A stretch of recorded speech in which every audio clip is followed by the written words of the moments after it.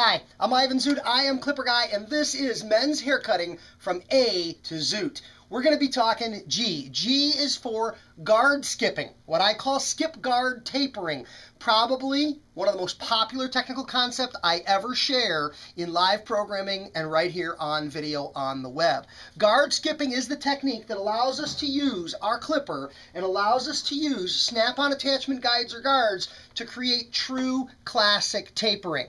Because if you just put a guard on somebody's head and you run that guard up the back of their head, it's not really tapered. Every hair from the perimeter to the blending point is going to be exactly the same length. The way guard skipping works is pick a guard, any guard. Pick the longest guard you wish to have at the top of the taper. For the purposes of this demo, we're going to use our number 4 guard.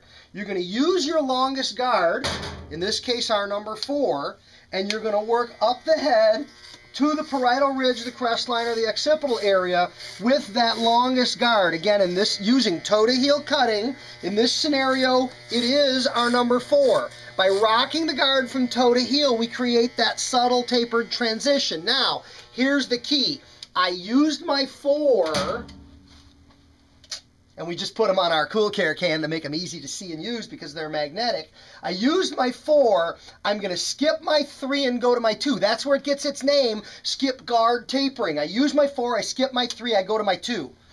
I'm going to use my 2, and the key is I'm going to go lower. I'm going to work half as high as I did with the previous guard. If I went that high with my 4, I'm only going to go that high with my 2. If I had a big old capital C, now my 2 will travel through a shorter, tighter, closer arc, more like a lowercase c, and again I'll work from toe to heel, and again I'll get in, get up, get out, get in, get up, get out, and if I do that right, where my 2 blends up into my 4, I should have a nice, smooth, even transition. No step, no ledge, no ridge, no line, no mark, no jump, no bump.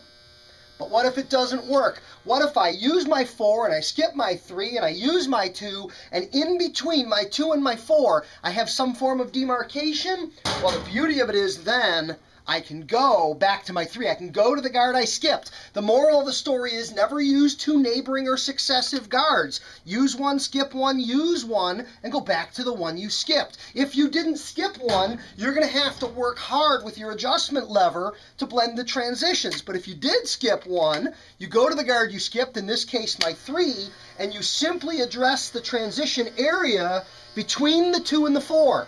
I use my 4, I skip my 3, I use my 2, I go back to my 3. If I start with my 3, I use my 3, I skip my 2, I use my 1, I go back to my 2. Use one, skip one, use one, and go back. Work from long to short, down the head, not up the head. Don't put the lines in. You won't have to take the lines out. That is G, guard skipping, in the men's hair cutting from A to Zoot technical series. Thanks for watching, and have a great day.